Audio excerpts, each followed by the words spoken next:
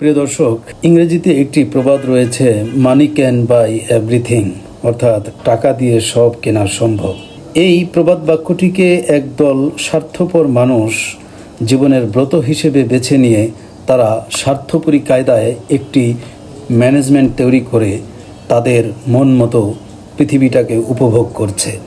রিভার্সলি আরেকটা শ্রেণীর মানুষ আছে যারা বলে যে টাকা দিয়ে সব কেনা যায় না। তো তারা কি করছে, বিশ্ব ব্রহ্মাণ্ডের নানান ধরনের সৌন্দর্যকে তারা টাকার অভাবে দেখতেই পাচ্ছে না। অ্যাকচুয়াল কথা হচ্ছে এই দুটি পক্ষই ভুলের মধ্যে আছে।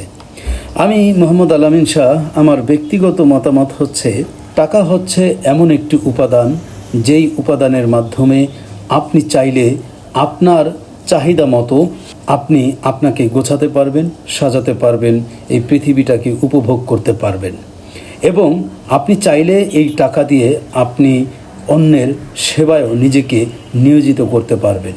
আর রিভার্সলি যারা মনে করছে যে টাকা দিয়ে সব কেনা যায় না, এই কথাটি বাহ্যিকভাবে সত্য হলেও পৃথিবীতে এটাই বাস্তবতা যে আপনি টাকা ছাড়া পৃথিবীতে কোনো কাজই সঠিকভাবে সম্পন্ন করতে পারবেন না। কারণ টাকা এখানে একটি এক্সিস্টিং উপাদান মাত্র।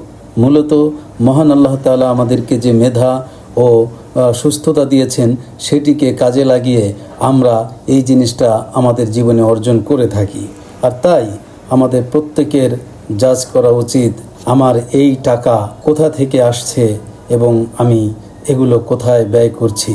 অবশ্যই এর হিসাব ইহজগতে অথবা পরজগতে আমাদের দিতেই হবে।